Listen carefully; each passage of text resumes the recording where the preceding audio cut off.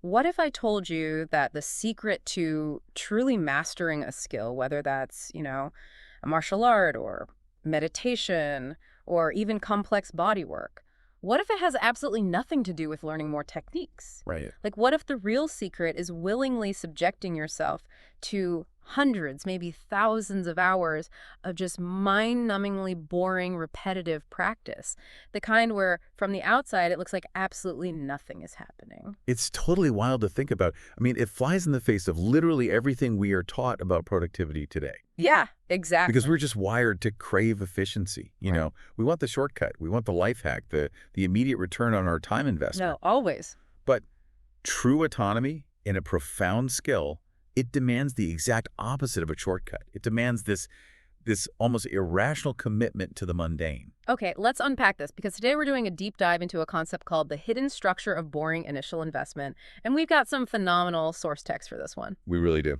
And honestly, it is going to completely change how you look at the grueling, unrewarding phases of learning something new. Our mission today is to uncover how enduring that seemingly pointless repetition actually builds a self-correcting internal mechanism. Right, a mechanism that eventually turns everyday life itself into a continuous state of practice. Yes.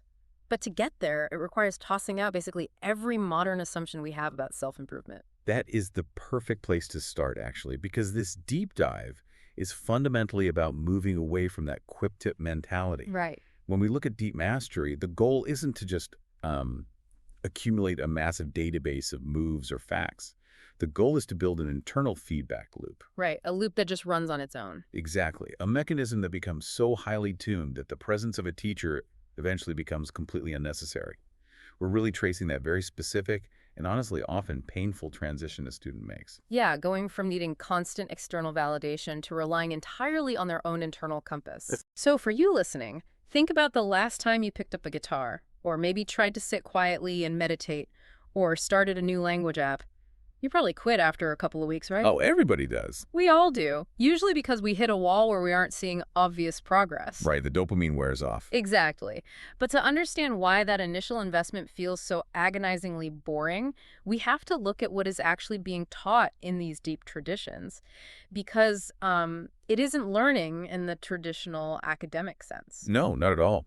The source text examines disciplines like hands-on treatment, martial arts, deeply immersive meditation. And when you observe masterful teachers in these fields, you notice something really counterintuitive. They aren't handing out a syllabus, right? Exactly. They aren't trying to cram the student's head full of technical knowledge or an encyclopedia of forms. Instead, they're entirely focused on cultivating what the author terms a felt sense. A felt sense? I want to break down what that actually is, because memorizing the anatomical name of a muscle or knowing like the exact geometric angle your arm should be at is entirely different from actually feeling the state of that muscle under tension. Oh, absolutely. Like if you're learning a martial art, say holding a deep horse stance, knowing the textbook definition of the posture is useless if somebody pushes you and your balance just shatters. Right, you just fall over. You have to feel if the mechanics are functioning correctly under pressure. It's like, well, it's like the difference between blindly following a recipe step by step versus tasting the soup and just knowing exactly what spice it needs. That's a great analogy. You're not looking at a recipe card anymore. Your body just knows. But let me push back on this for a second, because how do you actually learn a feeling? Especially when our whole lives are built around memorizing facts and getting instant grades. What's fascinating here is that your question highlights exactly where the teaching structure completely flips. Okay, how so? Because of our traditional conditioning. A student walks into a dojo or a meditation hall, and they ask the teacher, what is the correct thing to do? Like, just tell me the answer. Right, give me the cheat code. Exactly. But to cultivate this felt sense, the student has to undergo a major cognitive shift. Instead of asking the teacher for the objective answer, they have to start asking their own body, what is happening right now, and am I moving toward the essential condition? You stop asking for the answer key. Yes. And you just start paying agonizingly close attention to the raw data of the experience. Exactly. You stop trying to intellectually reproduce some interpretation of a technique. Yeah. And once that internal feedback mechanism, that ability to read the raw data, becomes reliable, you can continue to refine your skill even if the teacher is halfway across the world. Which is the whole point. And it reminds me of learning to drive a manual transmission car. Oh, yeah. Like, when you first learn to drive a stick shift, you are entirely reliant on the dashboard. You stare at the tachometer, waiting for the needle to hit 3,000 RPMs so you know it's time to shift gears. You're just watching for the visual cue. Right. The dashboard is your external teacher giving you a visual grade. But talk to someone who has driven a manual for 10 years. They never look at the dash. Never. They feel the vibration of the engine through the floorboards. They hear the pitch of the motor change. They have completely internalized the criterion. That is such an excellent way to visualize it. I mean, a truly good teaching system in this context is one that deliberately engineers its own obsolescence. Right. The teacher's ultimate job is to basically put tape over your dashboard so you are forced to listen to the engine. Okay, wait. If the teacher puts tape over the dashboard and I'm not getting a grade, how do I know I'm not just practicing the wrong feeling for, like, 500 hours? Right, the fear of doing it wrong. Yeah. If my whole life has been built on taking a test and getting a B+, how do I transition to a system where the only metric of success is a subtle, invisible vibration in my own body? Without an external check, it seems like you could easily spend a year cementing a terrible habit. Well, crossing that gulf from staring at the tachometer to feeling the engine that brings us to the trap. Oh. Because the actual physical process of building that internal compass is brutally, profoundly mundane. It's essentially the destruction of the ego through sheer repetition. And the text describes this reality perfectly. It's brutal. Imagine you were asked to do a simple thing, right? Like stand against a wall or hold a basic posture.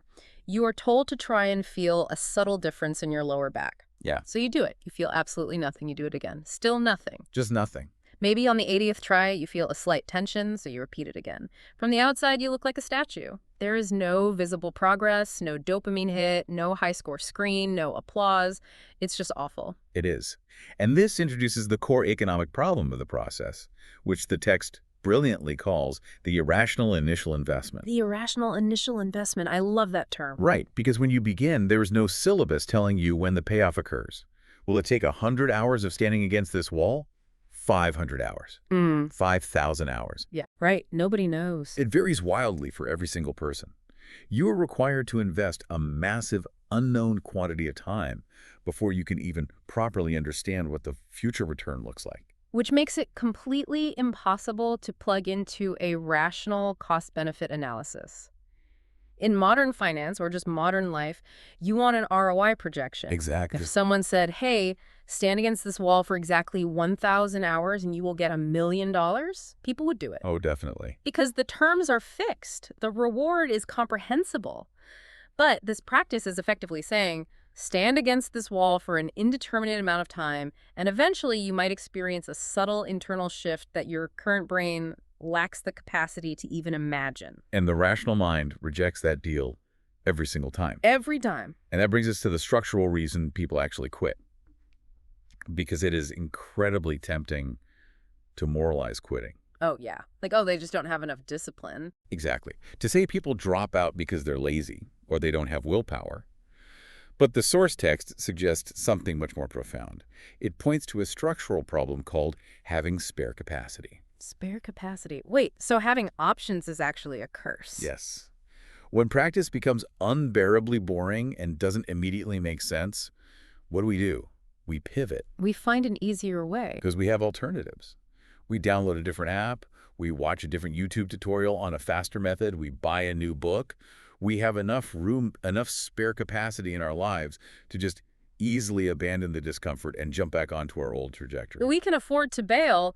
The safety net of alternative options is so thick that the second we get bored, we bounce. Which, makes the people who actually survive this excruciating initial phase deeply interesting. Absolutely. The text actually outlines 4 specific profiles of people who make it through the boring investment. The first one is the lucky person. Right, and this isn't about innate talent, right? No, not at all. It is simply someone whose life conditions happen to align perfectly. They have the financial freedom or the free time to endure the repetition. They live near the practice space, and their nervous system happens to reward them with just enough tiny accidental dopamine hits to keep them engaged. So they basically just get lucky with their environment. Exactly. Okay. The second type is the person with an existing foundation. This is someone who already knows how to suffer through boredom. Yeah, they get the grind. Like, think of a competitive marathon runner who decides to learn the cello. They might be terrible at the cello at first, but they intimately understand the grind. They don't panic when they aren't playing Mozart on day 2 because the sheer volume of their prior discipline carries them through that barren phase. That makes total sense. Then you have the third type, which is the person who accepts instruction without endless hesitation. Which is so rare now. It is increasingly rare in modern culture. It involves this kind of deep reverence or suspension of the critical mind. The teacher says, sweep the floor for a year. And they simply sweep the floor. Right. They don't go on Reddit to ask if sweeping the floor is the optimal path to mastery. Exactly. They do the work without continuously reopening the internal debate of, is this sweeping actually making me a better martial artist? They just don't burn calories second-guessing the premise. Exactly. But the fourth type is where the psychology gets truly fascinating to me. The fourth type is the person who literally has no other choice. Their environment completely removes all alternatives. If we connect this to the bigger picture, think about how environment dictates adaptation. If you're confined to a single environment, perhaps you live in an isolated monastery, or a remote village, or even a literal prison, the escape hatch of trying something else is nailed shut. You can't just download a new app. Right. And because you cannot leave, your brain stops burning energy on the exhausting question of, should I stay or should I go? All of that suddenly freed up cognitive energy is forced to redirect into the present moment. You are trapped, so your brain adapts to the subtleties of the trap. The lack of options forces the nervous system to drill down rather than look outward. Yes. That implies that in a modern world with endless digital alternatives, having the spare capacity to constantly pivot is actually your biggest disadvantage when trying to master something profound. It absolutely scatters your resources. Yeah. Mastery requires concentration, and having endless options prevents your cognitive and physical resources from concentrating in one place for a sufficiently long period of time. Okay, so if rational cost-benefit analysis fails us because we can't calculate the ROI, and having a bunch of options actually guarantees we will quit, how does anyone who isn't trapped in a remote monastery cross the finish line? Right. The text says they have to purposefully leave their existing trajectory. They have to embrace the cognitive dissonance of letting go. To lead that trajectory, you have to temporarily suspend previous learning. Now, this is a highly delicate concept because it is easily misunderstood. It does not mean memory wiping yourself. But you're not getting amnesia. Right. It does not mean throwing away your hard-earned past experiences. It means moving your previous knowledge out of the driver's seat. Exactly. It means removing it from the position of absolute authority. The problem with prior learning is that it creates an incredibly strong, rigid interpretive framework. Oh, I see. When you encounter a new bodily sensation during practice, your mind instantly rushes in to classify it using old labels, like, oh, this tightness must mean I should flex my bicep, or, oh, this breathing pattern is just like that yoga class I took. You end up reproducing an old interpretation rather than actually experiencing the raw new sensation. Yes, you miss the new data completely. It's like, okay, think about downloading a massive foundational update on your smartphone. Oh, good analogy. You hit install, and what happens? The screen goes completely black. Now, if you are impatient, you start tapping the black screen, trying to open your old apps, demanding that the phone send a text message right now. Because you're used to it responding immediately. Exactly. But the old operating system is suspended and the new one hasn't booted up yet. You have to tolerate the black screen. If you keep frantically tapping and forcing the old framework to respond, the installation corrupts and fails. You have to let the screen go black. And this brings up the fascinating parallels the text draws to religious and contemplative traditions. Concepts like surrender and trusting oneself and letting go. Yeah, when people hear the word surrender, they usually recoil, right? It sounds passive. It sounds like giving up or being lazy. But in the context of deep practice, letting go is a highly active, aggressively engaged state. It means stopping the endless, exhausting internal monologue. Yes. It means silencing the constant, frantic questioning of, am I doing this right? Is there a faster way? What am I having for dinner? Does the teacher think I'm improving? All that noise. Every single time you ask those questions, you are consuming vast amounts of cognitive bandwidth.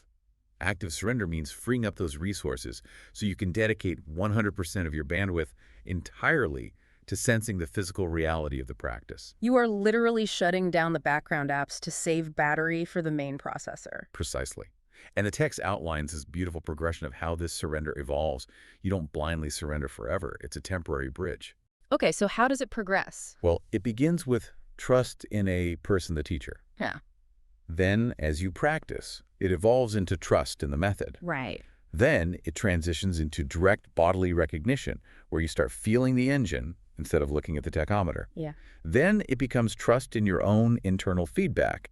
And finally, you arrive at complete autonomy. Wow. So temporary surrender is really just the scaffolding you use to build true independence. Exactly. You trust the teacher's dashboard until your body learns how to trust its own sensors.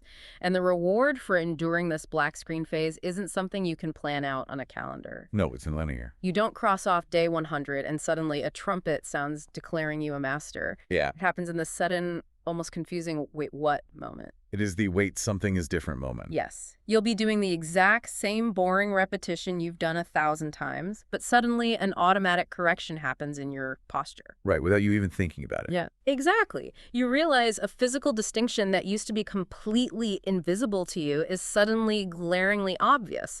And it's only in that exact moment, looking backward, that the hundreds of hours of mundane investment finally make sense. The result justifies the investment, but you couldn't possibly understand the result until it actually happened. Exactly.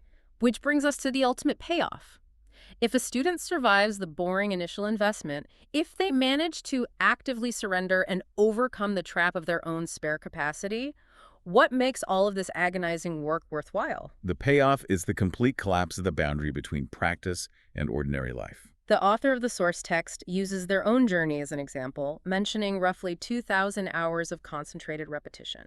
But they are very careful to clarify it's not about the arbitrary number of 2,000. Right, it's not a universal law. It's about the structural change in how you experience time after you cross your own personal threshold. It is a phase transition, like water turning into steam. Before this phase transition occurs, there is a hard, impenetrable wall between your activities. Practice time is learning. Ordinary life is just ordinary life. They're two entirely separate buckets. Right, when you leave the dojo, practice ends. Exactly. But after this shift, the bucket spills over. Walking, sitting, resting, working at your desk, washing the dishes, they all become opportunities to receive internal feedback. The range of time that functions as practice infinitely expands to fill your entire waking life. Yes. Here's where it gets really interesting. I want you to imagine two people walking down the exact same city street. I love this visualization. From the outside, they look completely identical. They're wearing similar clothes, walking at the same pace with the exact same posture. But internally, their reality is fundamentally different. For the first person, they're just commuting. They're projecting their mind into the future, thinking about the office, just getting from point A to point B. Right. Their brain is anywhere but there. Exactly. But for the other person, the one who has established that internal core sense, for them, the simple act of walking is an active, rich opportunity.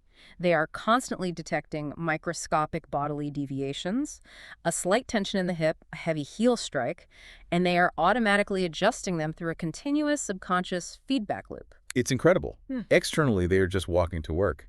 Internally, they are actively practicing their art. Because external repetition is not necessarily equivalent to learning. Just because you are physically doing the reps, just because you are walking down the street, doesn't mean you are learning anything if you don't have that active feedback loop running. This raises an important question, actually. How much of your daily life is actually functioning as learning? That's a tough one. It is, because we have a terrible habit of measuring our dedication solely by visible hours. We say, I practiced guitar for an hour today, or I meditated for 20 minutes. But those highly visible bracketed hours mean almost nothing compared to whether or not you have an active internal feedback loop running during the other 23 hours of your day. So what does this all mean for us? The journey we've mapped out today completely redefines how we interact with the world. We started with the immense frustration of repetitive boredom, the irrational investment. But the progression here isn't about collecting a toolbox full of techniques. Not at all. It's moving through distinct stages of existence. You go from practicing as an isolated, frustrating event to living while practicing, and finally, you reach a state where life itself becomes practice. The initial investment, as brutally boring as it is, builds the internal foundation. And that foundation is the only thing capable of turning everyday life into a source of feedback. That continuous feedback creates perpetual practice. And that perpetual practice creates ultimate autonomy. And to you listening, the deepest investment you can ever make in yourself isn't accumulating more trivia or finding the perfect life hack to save 5 minutes a day. No, it's not. It is having the sheer, stubborn patience to cultivate a single, reliable internal criterion, to put tape over the dashboard and learn to listen to the engine. And if we really want to challenge ourselves to push this concept into our immediate reality, consider this final thought. Okay, let's hear. The text draws a hard line between repeating an action and learning through it. If external repetition isn't necessarily learning unless there's a feedback loop, think about the most boring, repetitive chores in your daily life that you currently despise. Oh man, doing the dishes, folding the laundry, sitting in bumper-to-bumper traffic. Exactly. What if you were to temporarily let go of your frustration? What if you let go of the desperate desire to just get the chore done as fast as possible and instead focus purely on the physical, internal sensations of the task? Yeah. Could the way you distribute your weight while standing at the sink washing dishes, or the rhythm of your breathing while folding laundry, become the exact, boring initial investment needed to train an entirely new level of bodily awareness? Could the mundane chores you hate actually be the secret doorway to the mastery you want? That brings us right back to the beginning. The secret to profound mastery isn't found in the excitement of a new technique. It's hidden in the willingness to embrace the mundane, to tolerate the black screen, until the mundane slowly, quietly becomes magic.